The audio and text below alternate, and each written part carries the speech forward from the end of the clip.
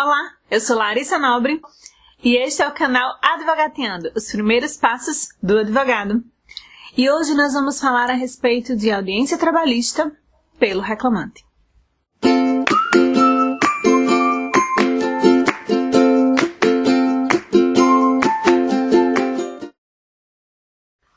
Quando retornamos agora em 2018, algumas semanas, lançamos a continuação dos vídeos Como se comportar, da nossa série Como se comportar.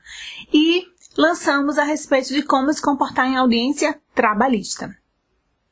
Acontece que as audiências trabalhistas são bem amplas, Nós temos várias formas de se comportar, se estivermos pelo reclamante, se estivermos pelo reclamado, e recebi muitos e-mails com muitas dúvidas e muitos comentários aqui no canal perguntando, e aí, se eu estiver pelo reclamante? E se eu estiver pela empresa? E se eu estiver pelo reclamado? E se houver litisconsorte? E se for em rito? E se for nesse outro rito?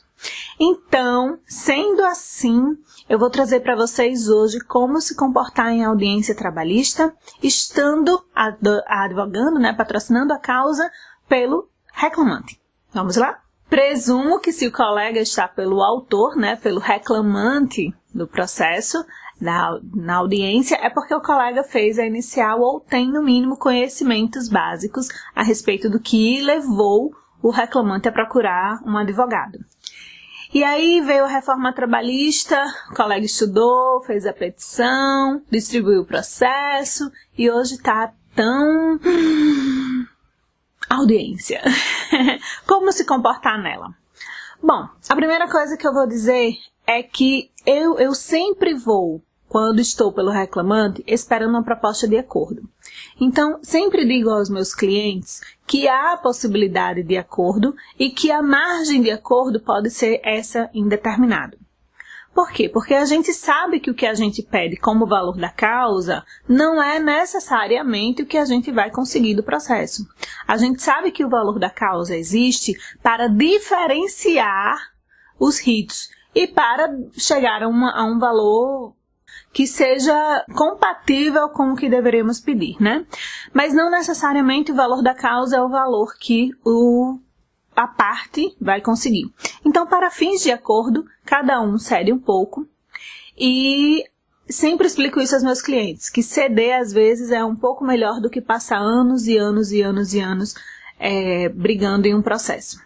Então, se for um acordo benéfico para o meu cliente, que ele ceda um pouquinho e que a outra parte ceda também um pouquinho, eu sempre aconselho que faça acordo. Mas não sendo, ou a empresa não, o reclamado, não trazendo proposta de acordo, o que é que eu preciso fazer? E aí o que é que eu vou fazer? A gente vai ter que ter conhecimento da contestação para a gente impugná-la. Pode ser impugnada em audiência? Deve ser impugnada em audiência. Às vezes, lá no PJE, a gente consegue clicar lá e deixar o processo em sigilo. Então, como isso acontece, eu recomendo que o colega ou leve mais ou menos por escrito, se não tem tanta facilidade em falar, já que é a primeira audiência, já que não tem familiaridade com estar produzindo as peças oralmente, falando. Enfim, que o colega leve um esboçozinho do que acha que eles vão contestar. E acreditem, eles vão contestar tudo. Mas por estar em sigilo, o colega não vai ter acesso. Para não ficar perdido na audiência, leva por escrito para fazer oral. Certo? Lembrando que essa impugnação não pode ser genérica. Ela deve ser feita combatendo ponto a ponto. Como o colega já sabe, então coloca lá horas extras e coloca um tópicozinho que provavelmente eles vão rebater. E lá quando sentar, pelo menos aqui no Rio Grande do Norte, quando a gente senta, tem 2 computadores, a gente consegue olhar o processo integral e eu acredito que na cidade do colega também seja assim, porque a Justiça do Trabalho, ela é muito, em todos os locais, ela é muito parecida. Bom, sentou, já falei isso no vídeo anterior, a gente senta do lado, o reclamante, senta do lado esquerdo do juiz, e o reclamado, que é a empresa ou a pessoa que está sendo processada, senta do lado direito do juiz. E tentou a proposta de acordo, não teve acordo, o colega conversa com o cliente, olha, tal proposta, não teve acordo. Bom, se houver perícia, o juiz vai colher o depoimento para fins de perícia, certo? E esse depoimento lembrando que o colega não pode interromper o cliente, mas esse depoimento, ele é um depoimento breve. Não precisa escutar o preposto da empresa, não precisa escutar a empresa, não precisa escutar, vai escutar apenas o seu cliente para colher o depoimento da perícia, certo? E aí a perícia pode ser insalubridade, a perícia pode ser periculosidade, enfim, algo que necessite ser periciado. Colheu esse depoimento, marca-se uma nova audiência, marca-se a audiência de instrução para que tenha tempo de produzir o laudo. Neste meio tempo, a gente já sai da audiência, né?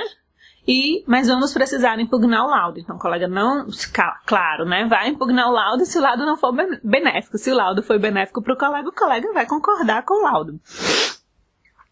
E aí, nesse tempo, a gente já saiu da audiência, já vai marcar uma outra audiência e a gente já vai para um outro vídeo. Mas, se não houver, se não houver perícia e caso seja feita a instrução no mesmo dia, né?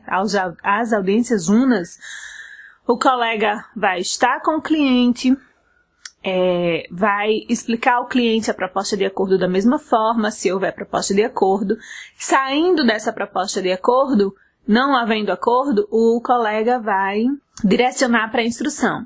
E aí a instrução vai depender se vão ter testemunhas ou se não vão ter testemunhas. Tendo testemunhas, o juiz vai escutar cada uma delas e aí o colega vai ter que ser pertinente e esperto para saber quais perguntas fazer, certo? Lembrando, não podem ser perguntas induzidas, certo? Não posso perguntar, o céu é azul, né? Eu não posso fazer esse tipo de pergunta. Lembrando também que geralmente quem faz a pergunta é o juiz, não somos nós perguntamos através do juiz. Então, tem juiz que ainda não deixa, né, que a gente tenha um contato direto com a testemunha, que a gente pergunte, o céu é de que cor? Não pode ser feito esse tipo de pergunta. A pergunta tem que ser direcionada para o juiz e o juiz é quem formula a pergunta para que a parte responda, né, para que a testemunha ou as partes respondam. Então, a gente não pode fazer as perguntas induzidas, certo? Já dando a resposta dentro da própria pergunta, porque corre o risco do juiz indeferir as perguntas. Doutora, o juiz indeferiu. E agora, eu faço o quê? Consta os seus protestos, certo? Diz, excelência, eu gostaria de constar os meus protestos. Por quê? Porque se a gente não constar o protesto, não há como recorrer futuramente. E renovar os protestos no final da ata, certo? Então, os protestos têm que ser renovados ao final da ata. Hoje em dia, as pessoas já não renovam tanto, acabam esquecendo, mas é necessário que se renovem os protestos no final da ata, ok? No final do ato também, né? Porque a ata que vai deixar escrito o que estamos conversando, né? O que está sendo dito dentro da audiência. Terminado isto, feitas as perguntas pelo colega, né? Feitos os protestos e registrados os protestos pelo colega, caso haja algo a protestar, encerra-se a audiência, né?